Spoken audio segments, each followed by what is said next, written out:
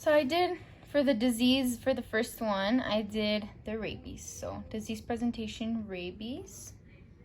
Okay, so the cause for the rabies, it's a zoonotic disease and it's caused by the rabies virus, which also comes from lyssaviruses, and it's caused when an animal scratches or bites another animal. Mammals can get this disease too. It's commonly known in dogs though, and so it's carried by the saliva. So then when the dog bites another dog or bites like a human or something like that, the disease is in the saliva. So yeah, and then here's just some pictures, like scientific pictures of what it looks like, virus. Then the next one is the spread. So rabies can be spread in a few different ways. So the animal bites another animal and then it has an infectious disease, so that's how it passes it on. Or an animal bites a human while being infected with the disease, so like I said, from the saliva. And then an animal scratches another animal or human while being infected, and so that's how it can be spread. The effects. So there's several like long-term and short-term effects, but overall rabies can be a fatal illness, so you can literally die from it.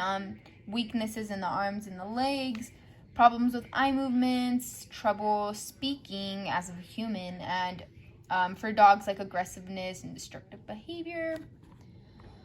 Let's see, symptoms. So there's like symptoms obviously for humans and for the dogs, but some of the symptoms, like for the animals themselves, is just like headache, nausea, agitation, anxiety, confusion, like hyperactivity and stuff like that.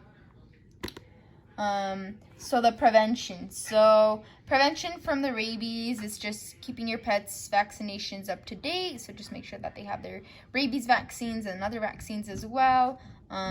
Leave the wildlife animals alone. So that's meaning like bears, like all that sort of other animals, just kind of don't bug them.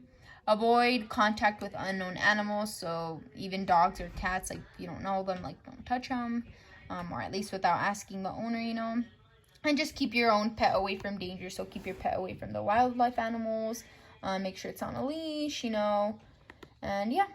So then for the treatment, there's not really a treatment for rabies. If you do get like bitten or scratched, you can try and wash the wound automatically. But yeah, there's preventions, but there's not really a treatment for it. Once you're diagnosed with it, there's not really much you can do about it. So yeah, there's no treatment.